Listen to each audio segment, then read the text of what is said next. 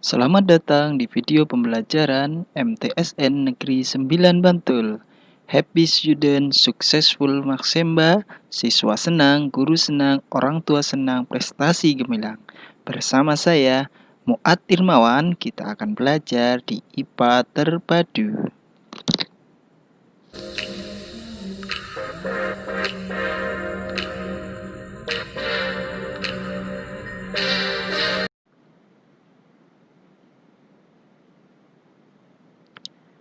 Kali ini kita akan belajar tentang cahaya dan alat optik. Kalian pasti sudah sering mendengar apa itu cahaya dan apa itu alat optik. Ketika kita melihat alam sekitar, kita menggunakan mata untuk melihat. Benda-benda yang ada di sekitar kita dapat dilihat karena benda tersebut memantulkan cahaya. Lalu, bagaimana cara mata kita dapat melihat benda dan bagaimana pula cahaya dapat memantulkan? Nah, pada kesempatan kali ini kita akan belajar banyak tentang cahaya dan alat optik. Yuk kita belajar dengan semangat.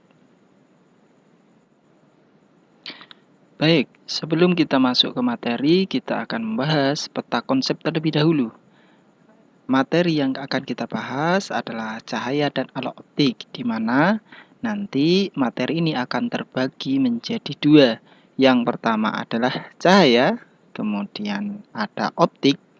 Untuk cahaya nanti terbagi menjadi beberapa materi. Yang pertama ada pemantulan, pembiasan, dan sifat-sifat pada cahaya. Kemudian juga nanti kita akan bahas sampai ke lensa cekung, lensa cembung. Ada juga cermin datar, cermin cekung, cermin cembung. Sedangkan pada optik nantinya kita akan banyak membahas terkait dengan loop, kamera, mikroskop, dan teleskop. Untuk tambahan materinya, kita nanti juga akan membahas untuk mata manusia. Nah, ini juga sangat menarik, di mana mata manusia akan kita bahas bagian-bagian dari mata. Kemudian bagaimana pembentukan bayangan yang ada pada mata, sekaligus nanti ada gangguan-gangguan yang terjadi pada mata. Selain itu, kita juga membahas tentang mata pada hewan, khususnya pada serangga, karena serangga ini memiliki mata yang unik yang berbeda dengan hewan yang lain. Maka pada kesempatan ini kita akan bahas terkait dengan mata serangga. Nah, ini konsep untuk pembelajaran kita kali ini. Yuk kita lanjutkan materinya. Cekidot.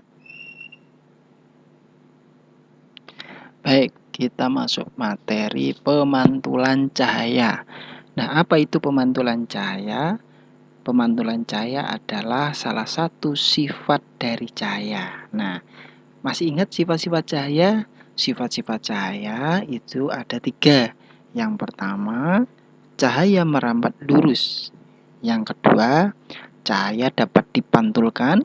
Dan yang ketiga, cahaya dapat dibiaskan. Nah, kalau kita berbicara tentang pemantulan cahaya, nah ini materinya tentang refleksi, maka kita bisa mengelompokkan benda-benda di sekitar kita menjadi 2 golongan. Yang pertama ada sumber cahaya, yang kedua adalah benda gelap. Nah, benda-benda di sekitar kita hanya terdiri dari 2 kelompok ini. Kalau nggak memancarkan cahaya, ya berarti benda gelap. Apa itu sumber cahaya? Nah, sumber cahaya adalah semua benda yang dapat menghasilkan cahayanya sendiri. Contohnya nanti ada matahari, kemudian ada bintang, ada lampu. Nah, itu adalah benda-benda yang memiliki sumber cahayanya sendiri. Sedangkan benda yang kedua adalah benda gelap. Benda gelap itu benda yang tidak dapat menghasilkan cahaya sendiri. Jadi contoh benda gelap ya batu, kemudian pohon, apalagi ada bulan. Nah, bulan itu termasuk benda gelap. Kenapa? Karena bulan tidak dapat memancarkan cahayanya sendiri, betul. Nah, kemudian benda gelap itu sendiri dikelompokkan menjadi 3. Yang pertama, benda gelap yang bisa tembus cahaya atau benda tembus cahaya adalah benda yang dapat meneruskan sebagian cahaya. Yang kedua, benda tidak tembus cahaya adalah benda yang tidak dapat meneruskan cahaya.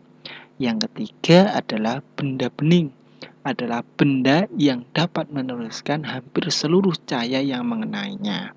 Nah, nanti kita akan bahas satu persatu benda-benda ini terkait dengan benda-benda yang dapat menembus cahaya. Itu ada materi khusus nantinya.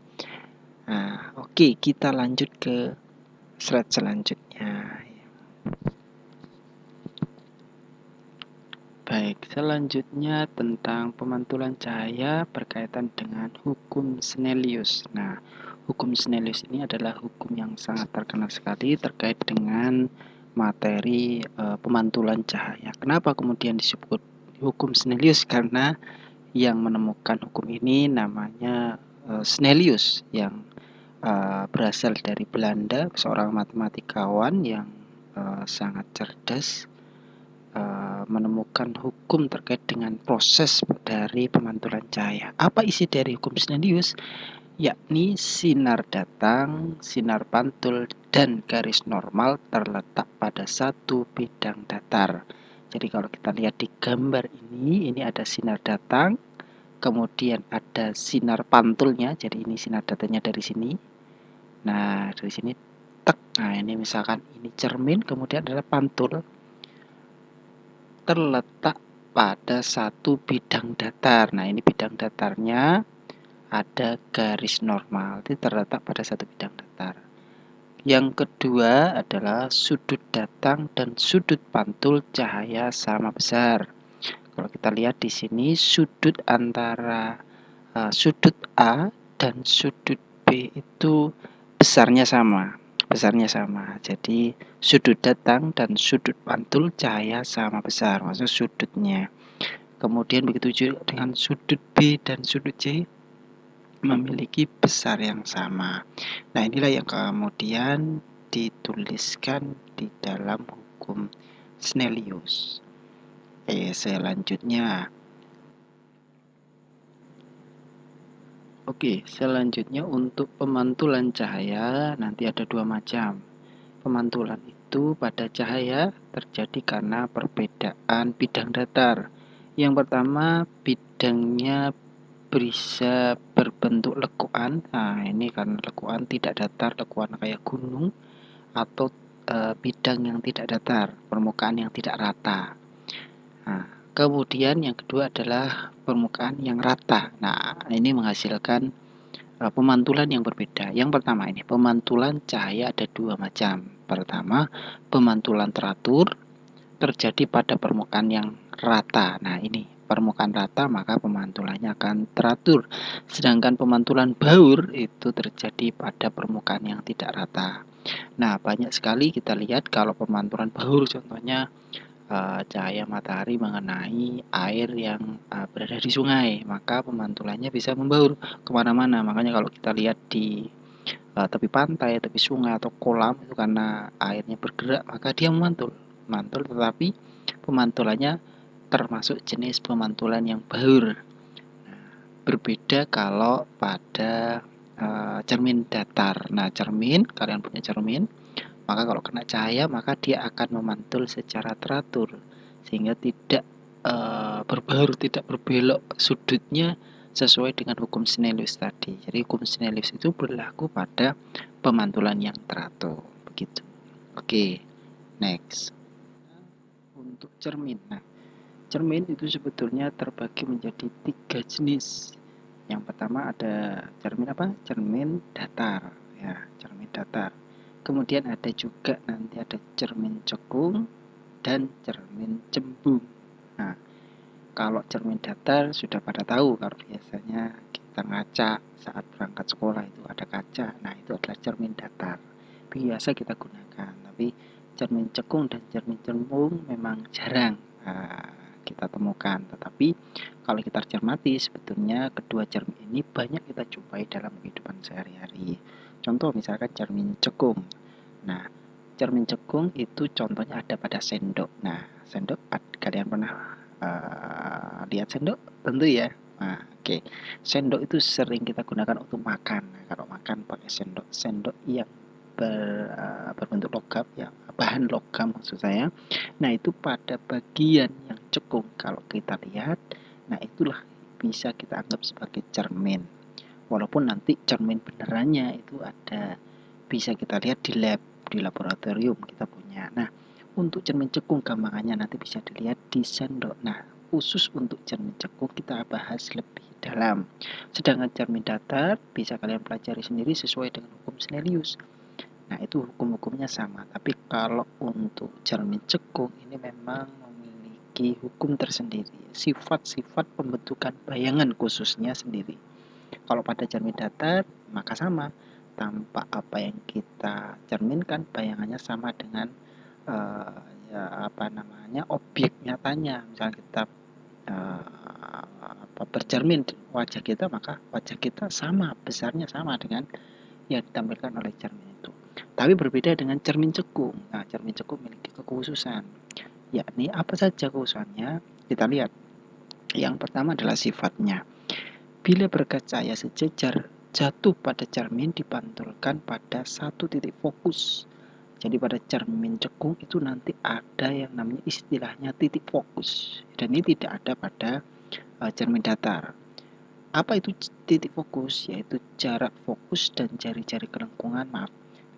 Selanjutnya jarak fokus dan jari-jari kelengkungan 2F cermin bernilai positif. Nanti untuk apa itu titik fokus kita jelaskan pada gambar slide selanjutnya. Sifat pantulan, sinar datang sejajar dan sumbu utama dipantulkan melalui titik fokus. Sinar datang melalui titik fokus dipantulkan sejajar dengan sumbu utama.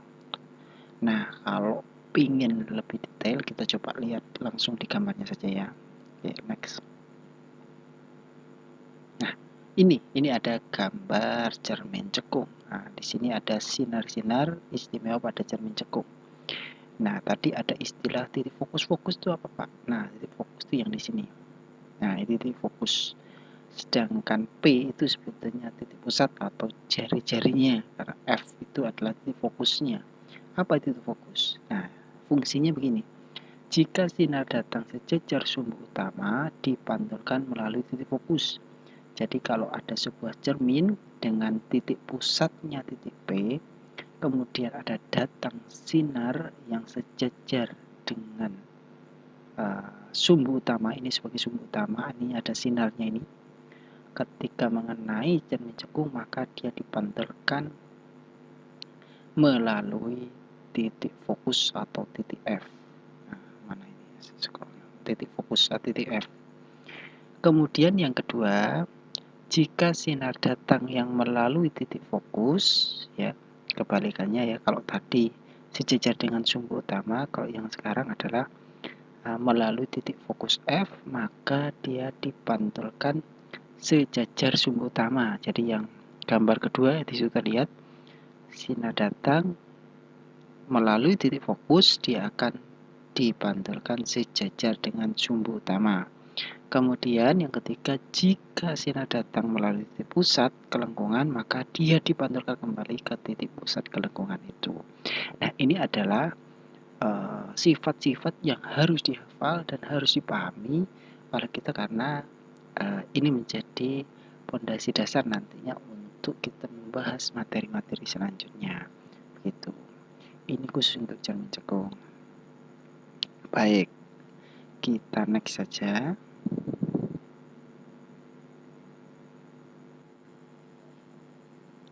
Oke, selanjutnya ini adalah efek posisi dari cermin cekung terhadap sifat bayangan yang dihasilkan.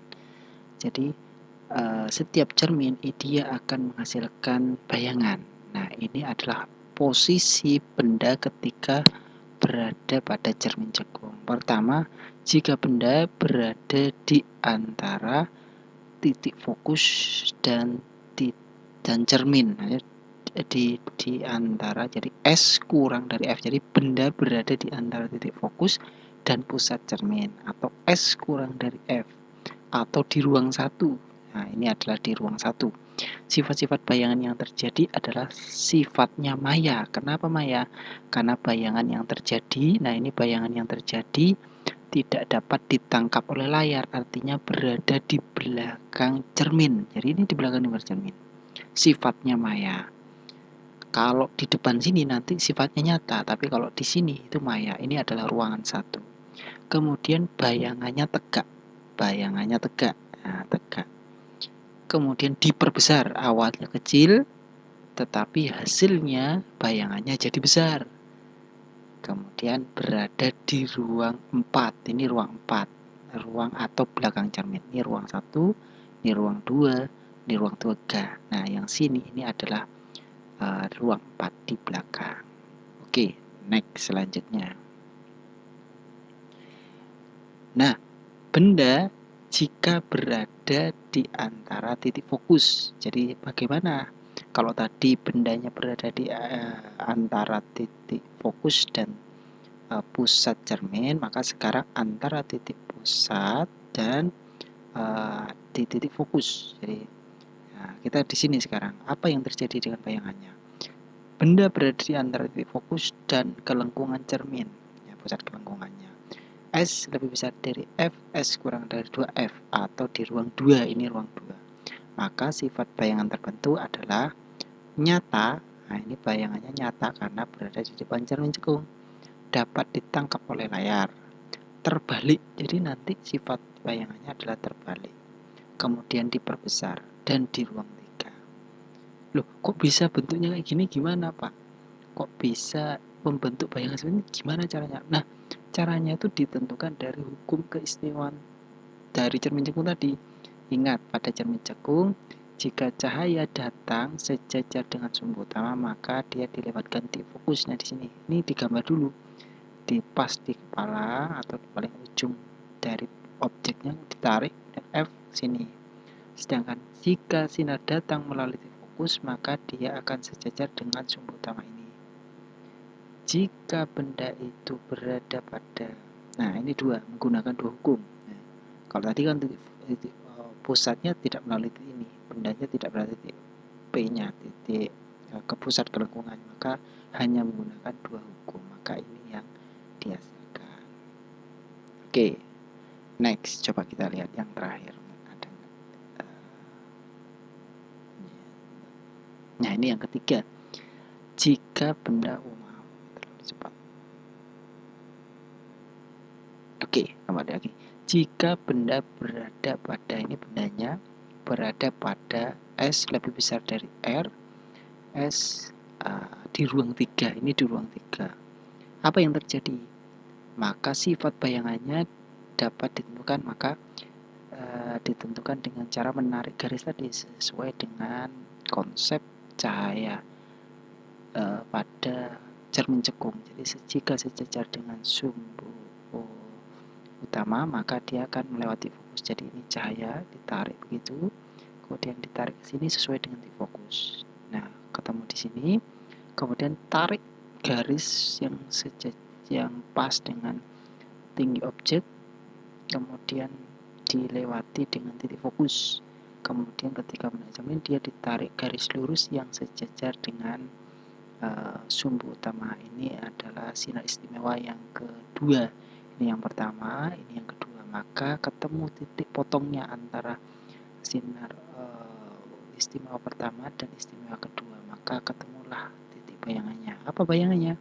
Nyata. Nyata artinya di depan cermin, kemudian terbalik. Artinya bendanya terbalik, kepalanya di bawah, kalau ini ke atas. Tanda panahnya di atas, kalau ini di bawah. Sifatnya diperkecil, lebih kecil dari objek awalnya.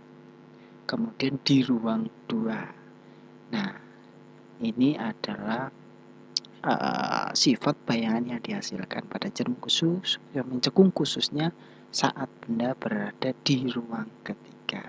Oke.